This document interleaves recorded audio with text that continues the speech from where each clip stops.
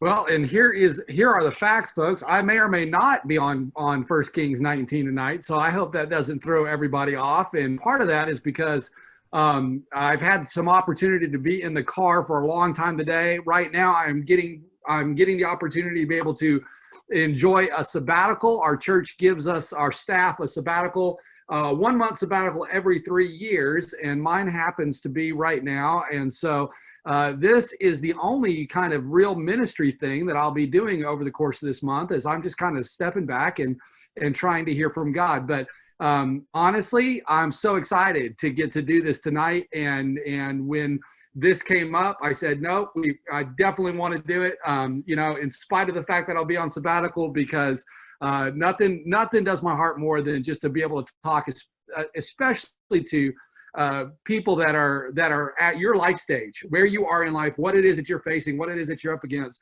And I think it's probably safe to say that you guys are up against a little bit more than some previous generations have maybe had to face in their college years. And, so I will just start, by just kind of asking you guys, how y'all doing? I mean, we heard a little bit through prayer requests, but like, how you doing? Overall, pretty good. At the moment, stressed out. Gotcha. I just finished being burnt out, so I'm on I'm on the uptick. Okay, good to hear. Others? I finished my internship in 2 days, so I'm looking forward to a time of rest before school. Okay, good. Yeah, I'm doing great. Very good weather recently. Good to hear. Well, I will tell you what, you guys are encouraging to me. We've been looking at some stats throughout this, and our church, the church that Severin run, recently made a decision that we said we are not going to be going back to in-person services until 2021, which is a big step of faith, as you can imagine, for a church body to make that type of decision. Because here's the scary parts. There have been statistics that have recently shown us that during this COVID-19 season, as most churches have had to, across the nation, have had to go online, what we've been able to figure out statistically is that 32% of people that were attending services at least once a month have just walked away from the church. 32%. Now, that's not our church, but that is just the Church of the Living God throughout the United States. And so tonight, the opportunity to be able to talk to you guys for a few minutes and to see a group of young people that are being faithful, that are still getting together, that are engaging one another as the church ought to be engaging one another, who have not let those things go to the wayside, honestly just gives me a great deal of faith, and it gives me a great deal of hope. And so you guys are doing a fantastic job. Keep it up. Don't get weary in well-doing, okay? Continue to make it happen, and I know that God is going to bless your faithfulness to him throughout all of this. We were just singing a song about God's faithfulness. Well, if God is faithful, then that's probably one of those things he looks for in us, right? Is that he wants us to also be faithful. And so you guys are doing a fantastic job of that. And again, I just appreciate the opportunity to talk with you guys for a few minutes this evening. The reason why I said this kind of to change this up is because you guys are going through a whole lot. The COVID-19 season, not to mention all of the turmoil that is our nation, whether it be the issues of racism, whether it be the political cycle that we find ourselves in. There's just everywhere we turn, right? Everywhere we turn. And now you guys are sitting there. One of you's got a generator on. Others of you just got your power turned back on a few minutes ago. It's got to at times just to start to feel like it's too overwhelming. It's too much. You got the news I heard earlier today that you're not going to be headed back to school quite as quick as what you thought, which I know for those of you who are at least social, I'm one of those people that would bum me out unbelievably. So, you guys have just got a whole lot that is hitting you from every point of view. Yesterday, I was sitting in the living room of a lady who I call my Aunt Cheryl. She's actually not my aunt. She's actually my third cousin, but that's how we roll in Tennessee. So I call her my Aunt Cheryl. And and she's in her mid 70s, and I'm having this conversation with her, and she looked at me just very, very seriously, and she said, John, she said, why do you think God is doing this? Or why do you think God has allowed this? And she was referring to the COVID-19. And again, she's elderly in age. So I'm sitting there in her living room, and we both got our face mask on, which feels odd in and of itself. And but she said, why do you feel like God is allowing this? And I said, Aunt Cheryl, I said, here's the thing. We serve an infinite God. I mean, that means that he has no beginning, he has no ending. He knows nothing of time whatsoever, and he's infinite. He's everywhere, and yet at the same time, kind of nowhere at all. Like, I mean, this is a mystery. Our God is an amazing mystery, and so I think to ever try to face difficult circumstances in life and believe that there's only one thing that God is trying to teach or to show us might be limiting God in a big way, especially since he's infinite. So I don't think that there's necessarily one thing, right, that God is trying to show the world right now through this pandemic. I don't think there's one thing that he's trying to show you in your life. I think that there could be a multitude of things. I think that God is teaching us lessons all the time in every space if we've got our eyes open and we're trying to take that in. But I did look at her and I said, Aunt Cheryl, I said, I think there is one potential thing that God is trying to get across to us. I said, our nation is a busy place. It is crazy, go, go, go all of the time. And I don't know what kind of environment that you guys grew up in. I've got 3 kids of my own, 15, 12, and 9. And I know what their schedule looked like before the COVID-19 season. I mean, we've got kids involved in sports and school and all kinds of other stuff, clubs and all of these things. And life for the Smith household was go, go, go, go, go, make it happen, make it happen, make it happen. Always trying to achieve, always trying to get to the next thing. And then all of a sudden COVID-19 hits, and it's called, hey, why don't you guys stay indoors? Why don't you take a break from other people? Basically, why don't you just go ahead and put your life on hold? I'm sure that all of you have had to quit doing some things in your life during this season that you really enjoy doing. There may be some things in your life that you quit doing that you're thinking to yourself, should I ever go back to those things again? There may be other things in your life that you put by the wayside for a long time, and maybe you picked up along the way. My 15-year-old son is a huge basketball guy. He loves playing basketball, but he hasn't been able to play as much during COVID-19. And as a kid, he used to really love art. And so all of a sudden he has picked up art again and is kind of making it happen. I don't know if you've got anything like that in your life that maybe you've re-engaged with as a result of this time period. But I think that God every once in a while just kind of calls a timeout in our lives. I think he can call a timeout in our lives personally. And I think that this one is really interesting because he's literally called a timeout in the world. He's put us all on hold. And I think that when God gives us a timeout, he wants us to do something with it. He wants us to take the opportunity to evaluate where we're headed and how we're getting there. You guys are in a point in your life right now where probably the pressure is on. You've had pressure from the adults in your life for a long time saying, hey, what are you going to do? What are you going to do when you grow up? You think you've semi-decided that. Some of you are in majors and you're still not exactly sure whether or not that's going to be the one. And by the way, let me just go ahead and tell you there's hope there, because if statistics prove themselves to be, most of you will have 5 careers in your life anyway, so it doesn't really matter what you major in. Don't tell your mom and dad I said that, okay? But meanwhile, everybody's putting that pressure on you, right? Like you've got to decide what you're going to do when you grow up. You've got the pressure of trying to decide, who am I going to be with when I grow up? Who am I going to be hanging out with? Who am I going to do the rest of this life with? Who am I going to have kids with? All of these crazy pressures. And if we're not careful, we will put our noses down and we will keep moving toward those things as fast as we possibly can.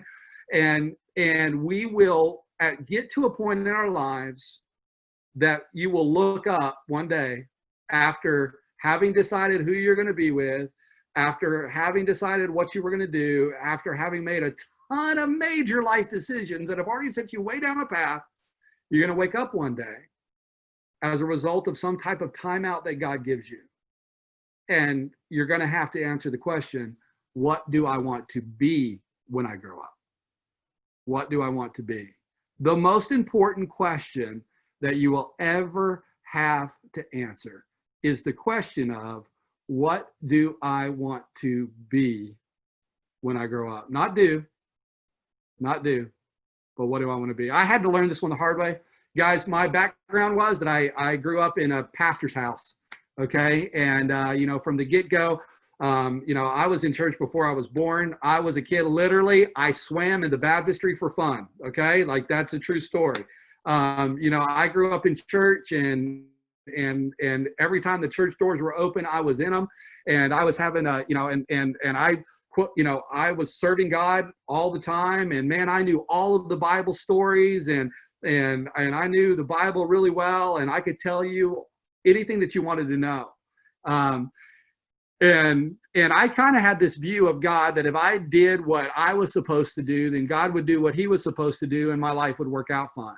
Well, honestly, through a series of kind of romantic heartbreaks, one that took place in high school and one that took place in college, I kind of started to see that that's not exactly how life worked, but I wasn't willing to accept that. In fact, what I wanted to do was to go ahead and rebel against God. As a result, what that led to is my first experimentations with alcohol. And so, I started using alcohol and kind of the party scene during high school, went to a Christian university, kind of stayed away from that for a long time, and then kind of got back into it when the second heartbreak took place, and then got out of my Christian university, went into full-time ministry, and kind of let that way to the side. But after a while in life, if you haven't decided what it is that you want to be when you grow up, circumstances will keep hitting you from the outside. They will keep nailing you. And every one of those circumstances that comes at you, every one of those challenges that you have to face will become this opportunity for you to be able to step back and have that serious conversation with yourself and God as to, what do I want to be when I grow up? I didn't have the conversation.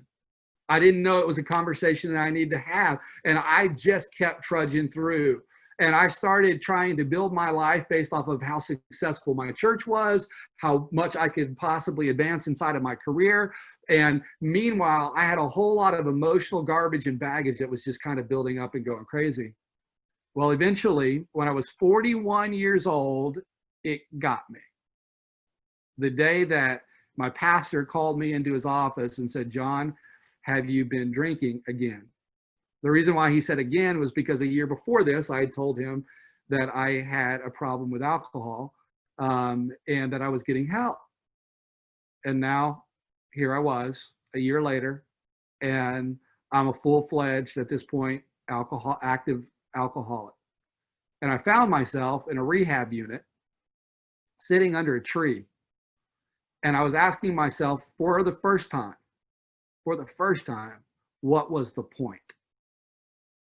And anytime I get an opportunity to be able to talk to ladies and gentlemen that are at your life stage, I want you to just think to yourself tonight for just a few minutes of, what is the point?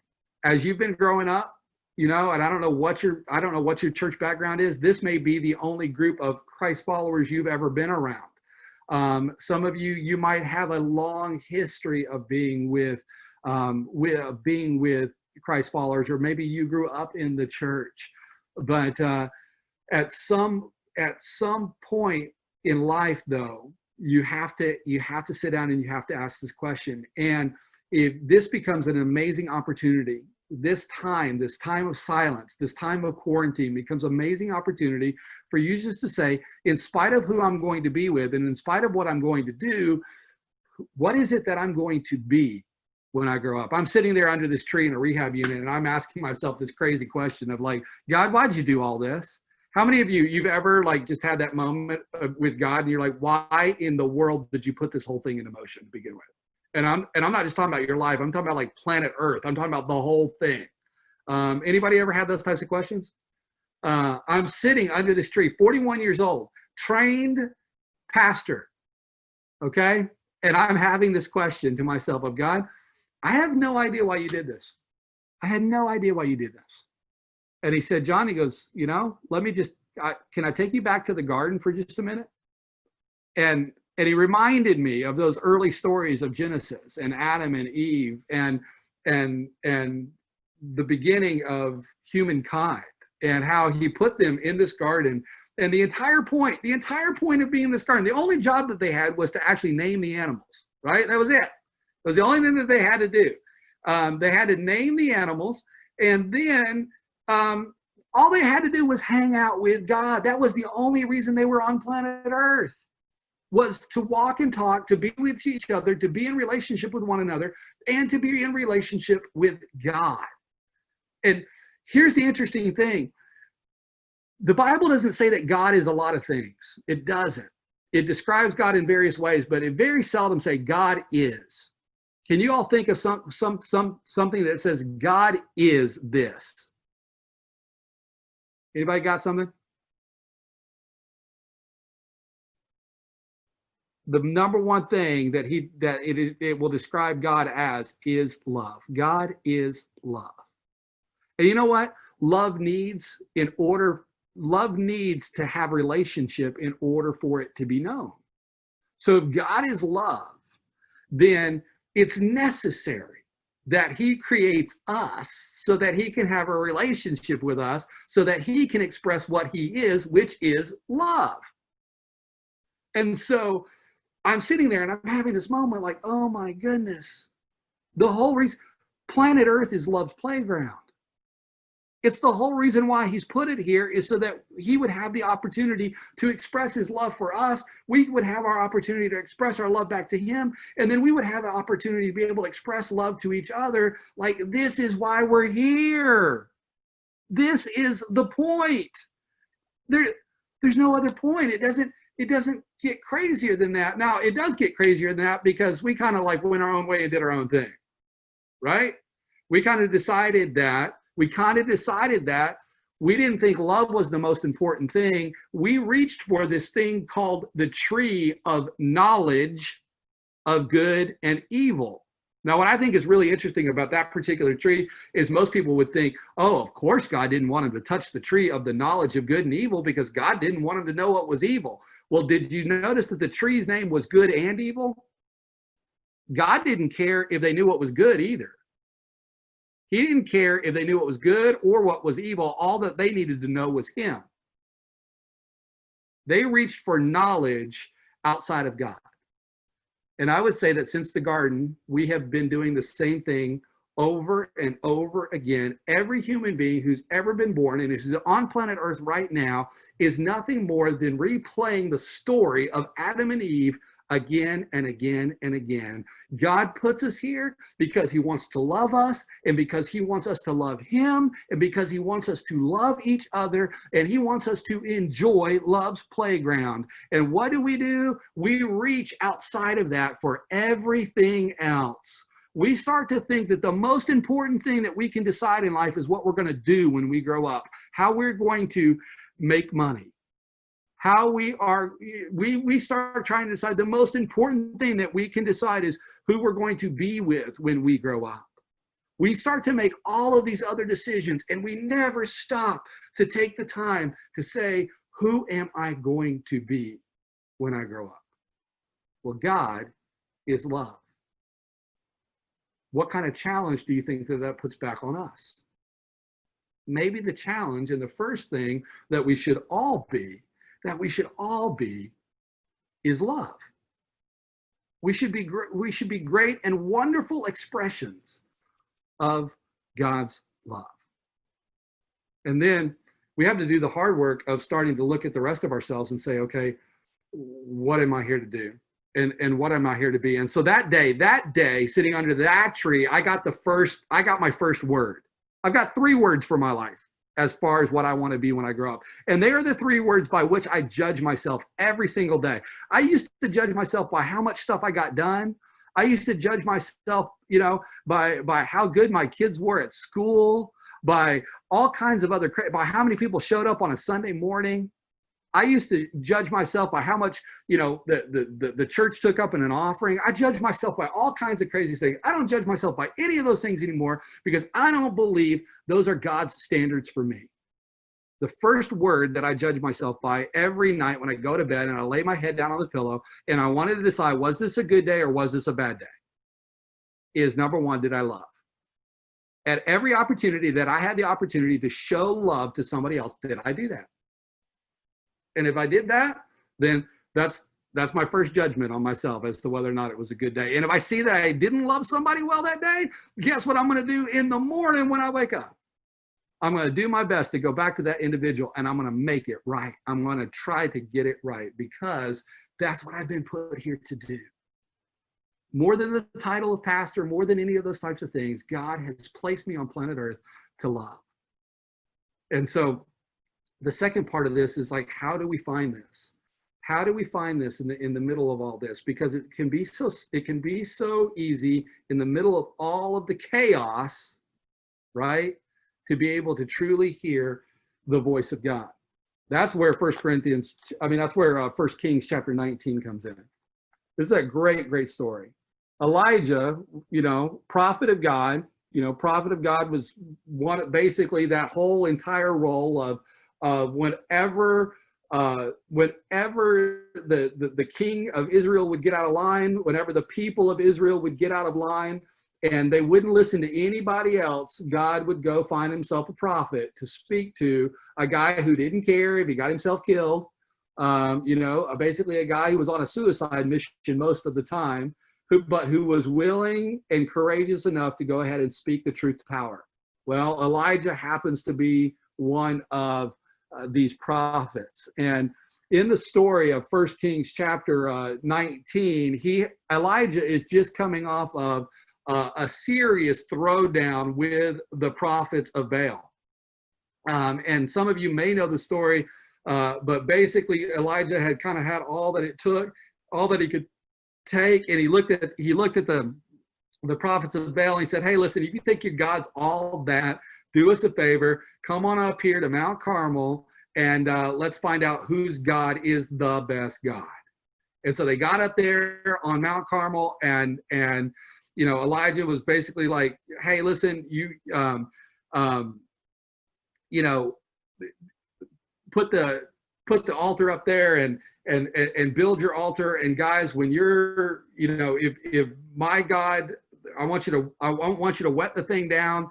And, you can call upon fire to come down from heaven in order to engulf the altar. And then we will, you can call down fire and I'll give your God a shot at it. And so meanwhile, the prophets of Baal, they start doing all of their voodoo and dancing around and crazy town stuff. They're cutting themselves. They're doing all kinds of things. And meanwhile, Elijah's over there making fun of them. And if you've never read that story, it's hilarious because even at one point, like legitimately, Elijah is like, hey guys, I don't know, maybe your God's gone to the bathroom or something and he's not getting the message. Like that's exactly what Elijah says to him. He's like, hey guys, maybe he's over there relieving himself. And he's making fun of all these guys. And then finally it becomes Elijah's turn. And sure enough, God comes through. Victory is Elijah's. The one true God has been proven. And Elijah should be on cloud 9 at this point, right? He's just had a huge victory. But you see, up until this point in life, Elijah has thought that his ministry was based off of the big moments of what God was trying to do. That Elijah had been answering the questions of who did he want to, what did he want to do when he grew up? He wanted to be a prophet of God. He had been answering all those questions, the same questions that you and I try to answer. And now Elijah has had his one big moment, his one big, huge achievement, his one great task, has come to pass. He's proven that his God is the one true God, the only one that Israel should serve. And almost immediately, after this moment, Jezebel, the queen, sends troops after him. Elijah gets scared. Why would Elijah be scared? He just had God shoot down fire from the sky. What is Elijah got to be scared of? Elijah gets scared. He takes off running. And before, after a few days, he finds himself in this cave. He finds himself quarantined. He finds himself in a timeout. He finds himself without electricity. And now here he is. He's got nothing else. And this crazy thing happens while he's in this quarantine. 1 Kings chapter 19, beginning in verse 11, it says, "And then he said, 'Go out and stand on the mountain before the Lord.' And behold, the Lord passed by." Remember, Elijah's in a cave at this point. And this is, go out and stand on the mountain before the Lord. And behold, the Lord passed by, and a great strong wind tore into the mountains and broke the rocks in pieces before the Lord. For the Lord was not in the wind. And after the wind, an earthquake. The Lord was not in the earthquake. And after the earthquake, a fire. But the Lord was not in the fire. And after the fire, a still small voice. So it was, when Elijah heard it, that he wrapped his face in his mantle and went out and stood at the entrance of the cave. And suddenly a voice came to him and said, "What are you doing here, Elijah?" And he said, "I have been very zealous for the Lord God of hosts." God, I've done everything. I've been working. I've been making things happen. I've been answering the question of what do I want to do when I grow up?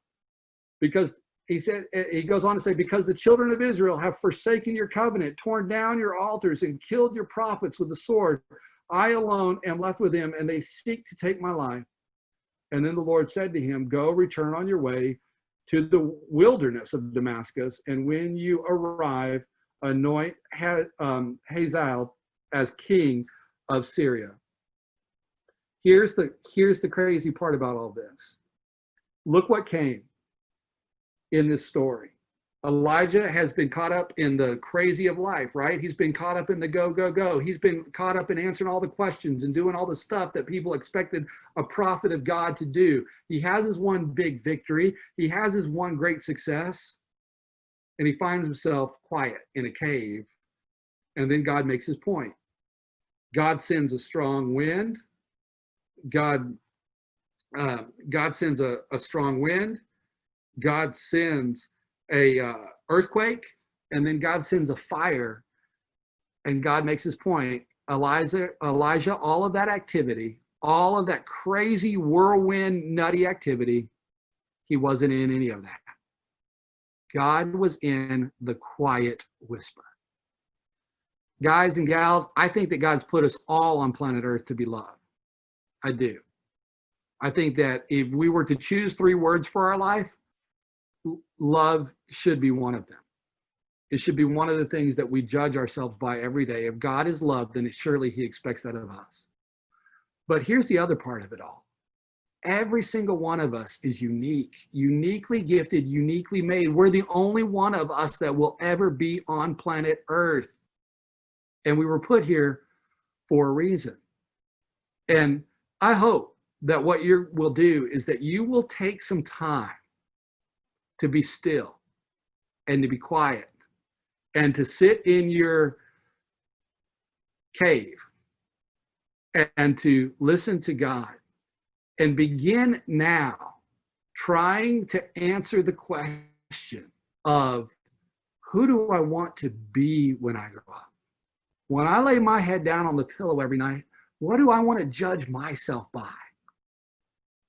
I hope that one of those words will be love. But what are the other ones? Maybe it's 2 more words. Maybe it's 3 more words. Maybe it's a paragraph that you need to sit and think deeply about, and you need to wait until all of the activity ceases and all of the craziness around you goes away, and you can actually hear the voice of God speak to you as to who it is that he's called you to be. And maybe that's not going to come even right now. Maybe it's not even going to come in this period of time in your life.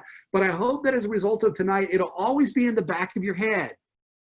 It'll always be there, like, who do I want to be when I grow up?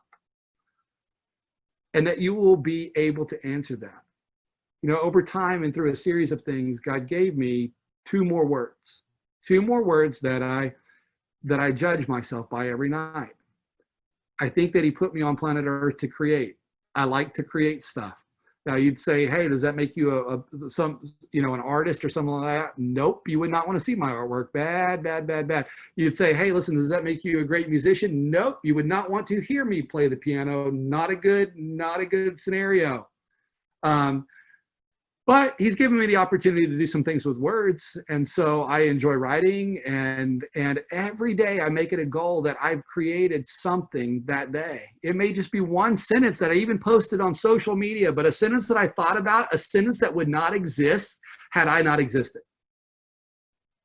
And so the question for me is, did I love? Did I create? And number three for me personally is, did I inspire? I want to inspire people. I want to be around people, and I want, as a result of being around people, I want the people that I'm around to feel like when they walk away, you know what? I can do that. I can make something happen. I can go do that. And so the way I judge myself every day is no longer by how much money I make, or, you know, what car I drive, or, you know, how many people go to the church, or any of those types of things, any of those crazy things that I used to judge myself by before. I judge myself today by, I want to love, I want to create, and I want to inspire. And so my question is, I hope all of you would agree that love should be one of your words, but what are your other ones? They're uniquely you. They're uniquely made for you. There's this beautiful picture that happens in Revelations chapter 2. In Revelations chapter 2, as John is having these visions of what it is going to be like someday to be able to stand in front of the Lamb of God, Jesus in heaven, there's this moment where he is handed a stone.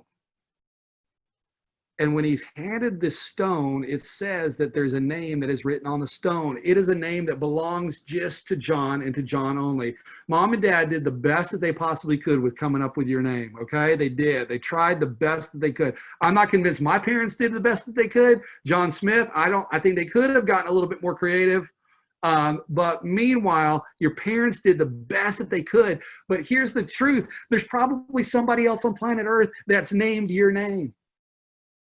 There's probably somebody else. But in heaven, there's nobody else. There's nobody else that's named your name. God has a special name that he's written just for you. And my goal in life has become that through loving and creating and inspiring, I hope that someday, I get to heaven and he hands me that stone and I'm able to look at that name and I'm able to say, you know what? I knew it. I knew it. I knew that's who I was. That's exactly who I was trying to be, while he gave me this beautiful thing called life. And I hope that beyond anything else that you guys do, I hope that beyond whatever you decide to do, I hope that be way beyond whoever you decide to marry, whatever cures you come up with, whatever criminals you lock behind bars, you know, whatever it is that you guys decide to do, I hope that when you get to heaven, you're going to look at that stone and you're going to say, I knew it. I became everything I was supposed to become. But my challenge is to use this time to sit quietly and to listen. Because I think right now, that's the reason why, one of the reasons why he's given us this time out. So, ladies and gentlemen, thank you all so much. And you know what I want to do for you right now? I just want to pray for you, if you don't mind. If you'd allow me that privilege. Heavenly Father, thank you for these guys and gals. Thank you for how they're pursuing you. There's a lot of other things I know that they could be doing tonight. Even in the quarantine situation, there's a lot of other things that they could be doing. But God, they have chosen to set this time aside to be with one another and to be with you. And God, that sounds a whole lot like a garden experience to me. It sounds like that they are trying their best to live out the reason why you've placed them here.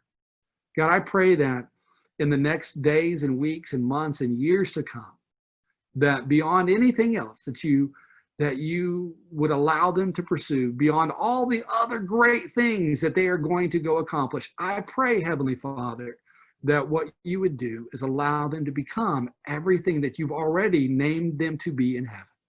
May that be their greatest pursuit of their life. And in Jesus' name we pray. Amen.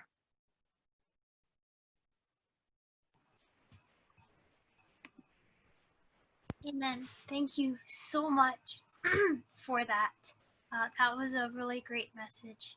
And we really appreciate you being here, even on your sabbatical. It was awesome. Well, thank you guys. It was a privilege. And I'm going to continue to be praying for you guys throughout this week, okay? And this has been great. I really appreciate it. Thank you. So I'm going to do something crazy right now. I'm going to end the meeting. I know that a lot of you guys will like stay after and talk, but I want you to actually put into practice what Pastor John was just talking about and just spend some time with God and try to see if you can come up with some of your words. I did this last summer after he had spoken on the same thing at our church. And since then, I've lost my 3 words. So I'm going to be taking this time and I'm going to be remembering my words. Remember that love always at the top of the list. The greatest 2 commandments. Love each other, love God. So I'm going to end the meeting now. I hope to see you all on Thursday and Friday and Monday and, you know, maybe sometime in between too. But as for now, I hope that your power holds up and have a great night, everyone. Thank you, Pastor. Night. Have a great week.